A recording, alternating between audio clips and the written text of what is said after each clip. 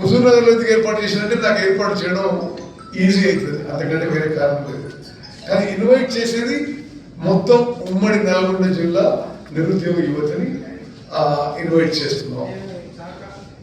ఇప్పటి వరకు 250 కంపెనీలు ఈ మెగా జాబ్ మేళాలో పార్టిసిపేట్ కావడానికి ఒప్పుకున్నాయి. మరి వారికి కూడా మేము హైదరాబాద్ నుంచి ట్రాన్స్పోర్టు, కోదండరాంలో హాస్పిటాలిటీ అవన్నీ మేము మా ఇంట్రెస్ట్ ఏర్పాటు చేస్తున్నాం. అదేవిధంగా ఇప్పటి వరకు సుమారు మేము ఒక క్యూఆర్ కోడ్ ఇచ్చి ఆ క్యూఆర్ కోడ్ మీద రిజిస్టర్ చేసుకోవాలని పెట్టినాం. ఆ క్యూఆర్ కోడ్ మీద ఇప్పటి వరకు 12,500 నిరుద్యోగ యువత రిజిస్టర్ చేసుకున్నారు. బహుశా 15,000 వరకు రిజిస్టర్ చేసుకునే అవకాశం ఉంది. రిజిస్టర్ చేసుకొని వాళ్ళు కూడా, ఆన్లైన్ చేసుకునే వాళ్ళు కూడా వచ్చి అక్కడ ఇంటర్వ్యూస్ చేసుకొని రిక్రూట్మెంట్ చేసే అవకాశం ఉంది. నేను స్వయంగా ఈ పెద్ద పెద్ద కంపెనీలందరితో నేనే మాట్లాడాను, మీరు రావాలి, పార్టిసిపేట్ కావాలి. అదేవిధంగా మీరు ఎంతో కొంత రిక్రూట్మెంట్ చేసుకోవాలని చెప్పి కూడా వారికి విజ్ఞప్తి చేయడం జరిగింది.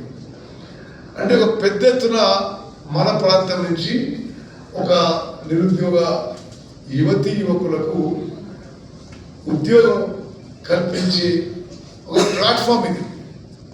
అంటే కంపెనీలు ఆహ్వానించడం, నిరుద్యోగ యువత ఆహ్వానించడం, వాళ్ళకు ఒక ప్లాట్ఫామ్ కల్పించి మన అన్ఎంప్లాయిడ్ యూత్కి ఉద్యోగాలు వచ్చే విధంగా ఒక ఫెసిలిటీ క్రియేట్ చేసినాం.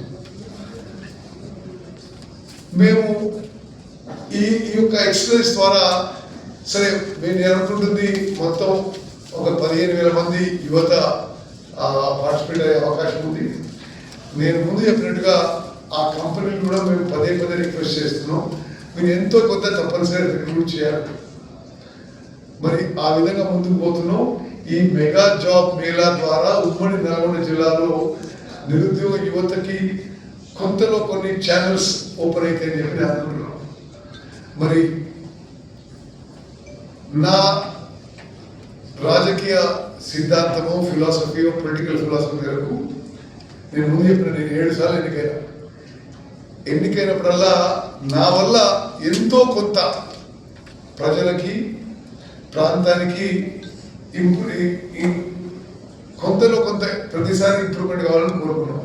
ఇప్పుడు ఇన్ఫ్రాస్ట్రక్చర్ విషయంలో ప్రభుత్వం కానీ, నేను కానీ, మరి ఇరిగేషన్ విషయంలో కొంత, ప్రాజెక్ట్ విషయంలో కొంత ముందుకు తీసుకుపోయాం. కొంత హుజూర్నగర్, కోదాడు, సూర్యాపేట, తుంగతుర్తి అన్ని దగ్గర కొత్త కాలేజీలు, ఇంటిగ్రేటెడ్ స్కూల్స్ అన్ని కూడా చేస్తాం. ఈ మౌలిక సదుపాయాలు కల్పిస్తూ నిరుద్యోగ యువత కూడా ఉద్యోగాలు కల్పిస్తే మనం వారి జీవితాల్లో వెలుగులు నింపినట్టుగా మనం ముందుకు ఒక సంతృప్తితో, సంతోషంతో ముందుకు పోతుంది. ప్రత్యేకంగా ఏంటంటే గ్రామీణ యువతలో మళ్ళీ వాళ్ళల్లో కూడా ప్రత్యేకంగా ఎస్సీ, ఎస్టీ, బీసీ, మైనారిటీ, ఆర్థికంగా వెనుకబడ్డ చదువుకున్న యువతీ యువకులకి ఉద్యోగాలు కల్పించడానికి మనం ఒక ప్లాట్ఫామ్ క్రియేట్ చేస్తున్నాము.